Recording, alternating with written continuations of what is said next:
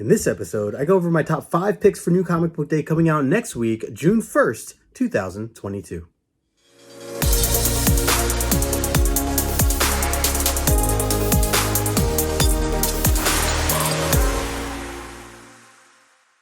What's going on, everybody? Justin here, aka No Good Comics, and welcome back to the channel. In this episode, I'm going over my top 5 picks for New Comic Book Day coming out next week, June 1st, 2022. So if you're here to see some new books, make sure you smash the like button, subscribe to the channel if you are new. And before I get into everything, I want to give a big shout out, as always, to the Premiere chat. Thanks so much for hanging out. These videos premiere every Thursday, 12:30 Eastern. So if you want to be here for the live chat, make sure to join us on those days. And otherwise, if you're watching this on your own time, appreciate that as well. Again, as I always say, it's another great week for comics. There were so many great ones that I had to make another list of honorable mentions. I feel like that's kind of been taking over this video more so than the top 5, right? Just so many great series that are coming out, some that I'm reading, some that I'm a little behind on, some that I'm interested in exploring for the first time. So let's get into that first. We're going to talk about the honorable mentions, then we'll go over my top 5 picks for New Comic Book Day, and then we'll wrap it up with the cover buy of the week. So right off the bat here, I'm going to kick it off with Shadow War Omega, issue number 1, essentially a one-shot. It's the conclusion of the Shadow War event that's been going on, thanks to Joshua Williamson. I've really been enjoying this series. Technically, by the time I'm recording this, I have a couple of, I think it's like part 7 and part 8 to catch up on before we get into this. So definitely excited to see where it continues to go. And I know those parts were high on my list last week. So I'm really excited to dive in. And then ultimately just kind of see where this goes, see where Joshua Williamson kind of wraps things up, because, you know, he's going to be getting off of the Batman main title at this point, and I believe Chip Zdarsky jumping on board. So I'm really excited for that. So yeah, and I've just been enjoying this series. So we'll see how that goes, but I did want to throw that in there as an honorable mention. Another one I wanted to mention was Astronaut Down, issue number 1 by Aftershock Comics. You know, Aftershock over the past couple of years, over the past year and a half, I'd say, they've really been killing it. Like, just great hit after great hit after great hit. And so I'm down to continue, you know, to just kind of check out anything that they put out. I love this cover. This was almost a cover buy of the week. Just love the lighter and darker purples here. The astronaut, this skull that's coming out of his head. Pretty wild stuff. But yeah, don't know much else about it. James Patrick doing the writing. Rubine doing the artwork here and the cover. So yeah, just wanted to mention that as well, as that is an Aftershock issue number 1. So that'll certainly be on my list. And another honorable mention here is an Image comic book, Step by Bloody Step, issue number 4. And yeah, this has been really good stuff. Much more of a picture book in a sense, right? Not as much text as your average book per se, but I really enjoy where this is going right now. Simon Spurrier doing the writing on that, and Matt Lopez doing the artwork, and really love his work there too. So also just something about this cover. This was also close to being my cover buy of the week, even though it was not. I may still have to pick this one up. So definitely want to mention Step by Bloody Step, issue number 4. And the last book that I wanted to add to my honorable mentions list goes to New Think, issue number 1. This is an AWA Upshot book that is written by Greg Hurwitz. And one of the things that really caught my attention here is that the artist is Mike Deodato. I love the work that he's been doing. You know, he's done a lot with AWA over the past year or so.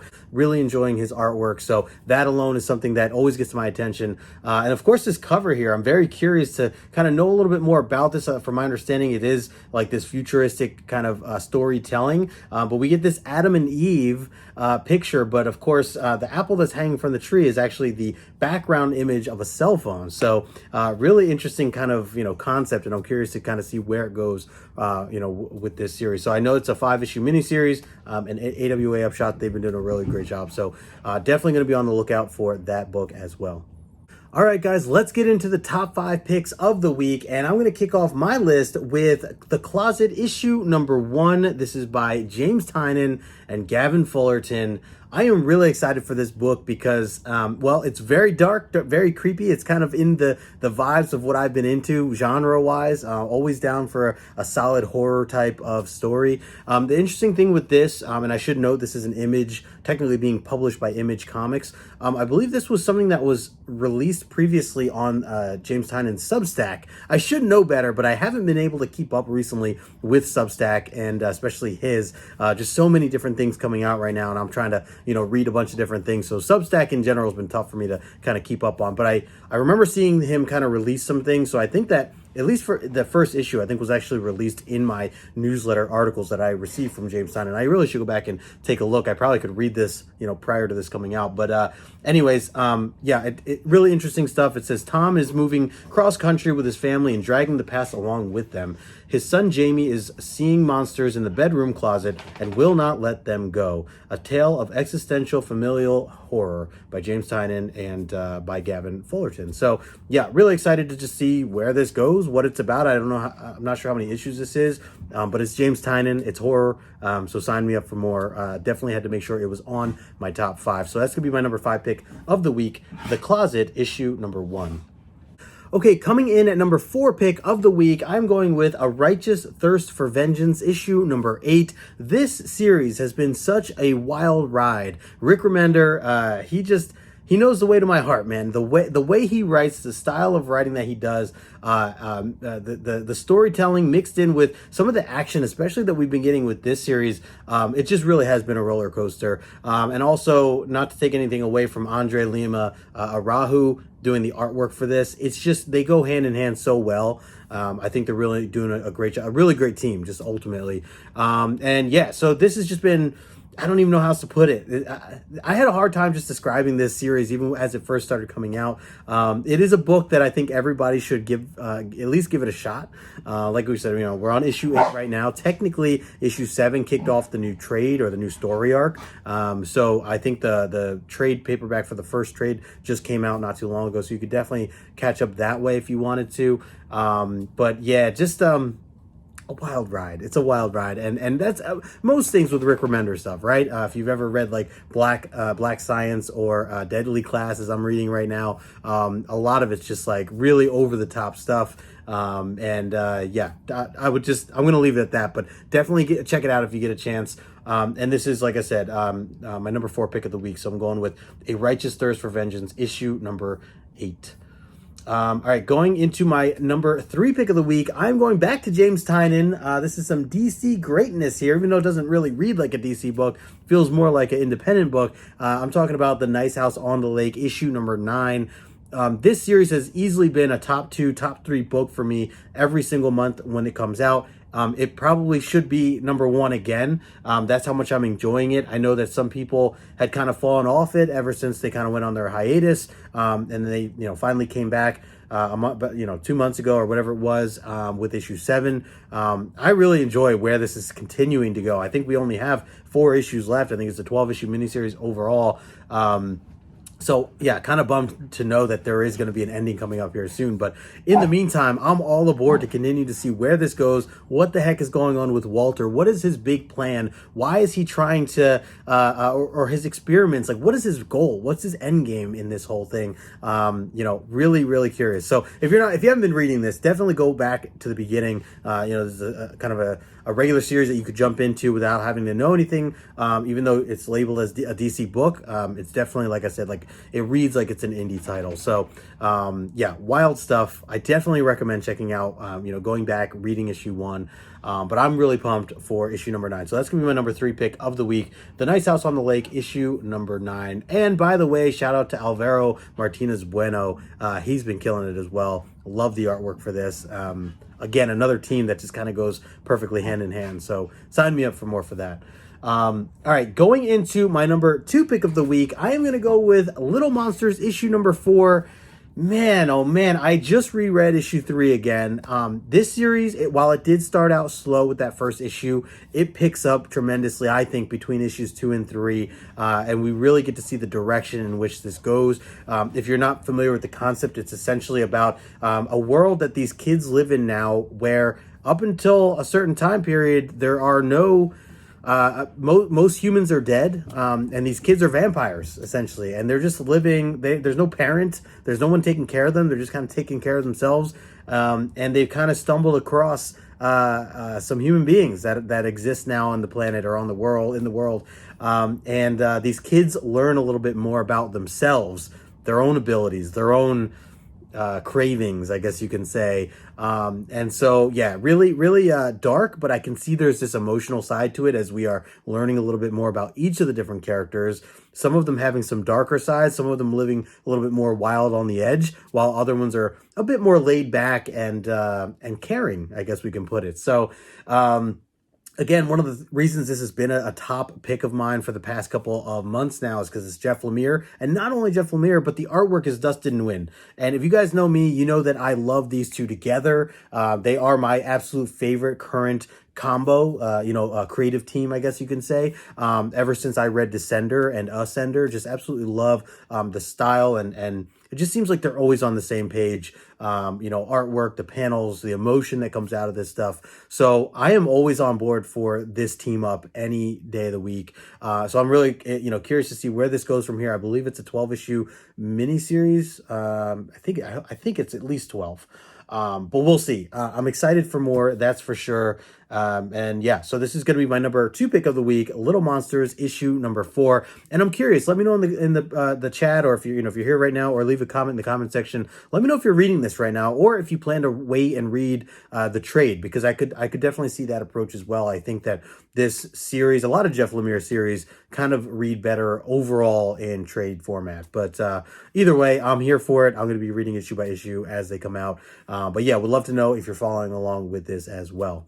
Okay, before we get into my number 1 pick and my cover pick of the week, or my cover buy of the week, just want to remind everybody, smash that like button if you haven't already. If you're new, make sure you subscribe to the channel. Really do appreciate that. The channel has been continuing to grow. It's been a lot of fun having a lot of different guests on, and obviously talking about a ton of different books. Right now, as you're watching this on a Thursday, technically tonight, Thursday night, me and Fire Guy Ryan, we're going to be reviewing the next issue of Superman for All Seasons. We had just broken down the first issue about 3 weeks ago, so I'm really excited to dive back into that as we're reading issue number 2, doing a full breakdown. So even if you haven't read it, if you had a chance to watch our replay of issue 1, or go read issue 1, it's a really quick read. It's only 4 issues altogether, and so we decided to kind of break it down issue by issue. So I'm really excited to dive back in. We're going to do issue number 2, and that's tonight. It's going to be 10:30 here on this very channel. So hopefully we'll see you in the chat, or maybe you catch the replay.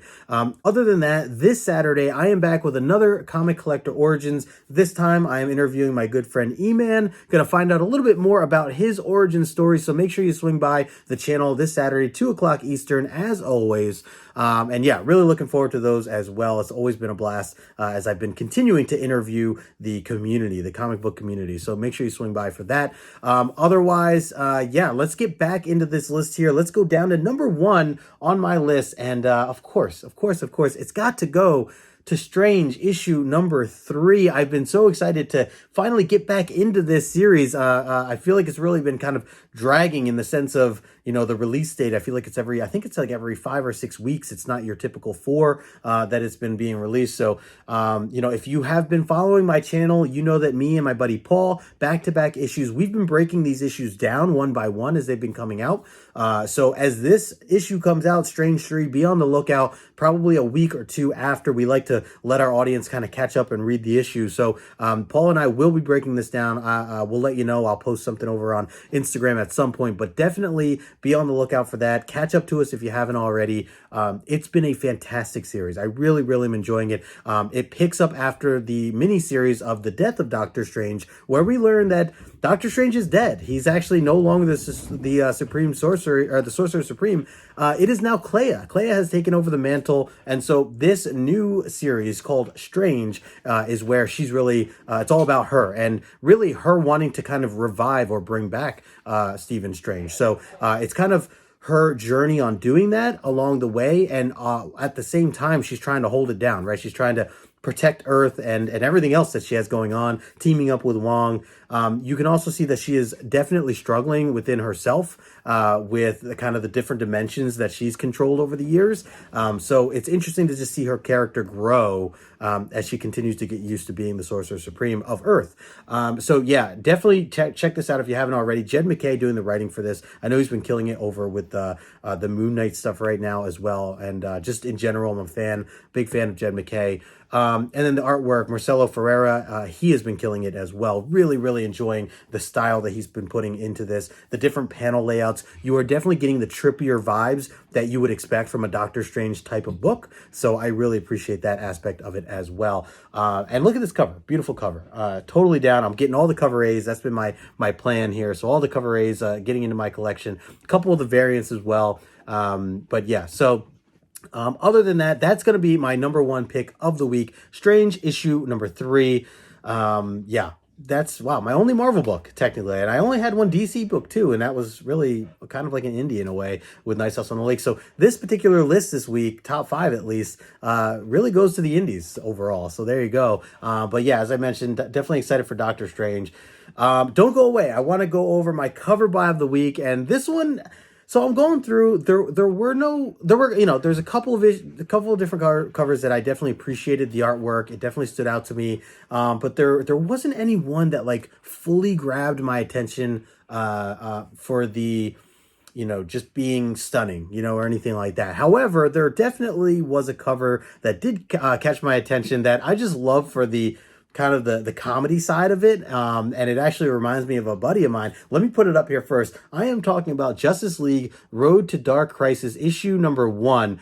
I have no idea who this is supposed to be exactly. I don't know if this is a superhero or a villain, or if he's the artist that had drawn this, if the artist, drew himself on here. But let me see. It is Chris Burnham doing the this cover here. And now that I look at a picture of Chris, I don't think it's Chris. So I'm assuming that it is a villain of some sort. But I love that he's sitting on top of his short boxes. And I want to give a shout out to Morbius Comics. Morb has done a bunch of rap videos recently where he's tied in different characters, superheroes that he's kind of rapped about in his reels over on Instagram. And they're really, really awesome. And as he does them, he himself has a setup just like this where it is a throne. It is a comic book short box throne that he sits on as he does these videos. So I highly recommend checking those out if you never caught them before. Morbius is a great guy, great community member, and he kills it on the rap stuff. It's really, really good lyrics.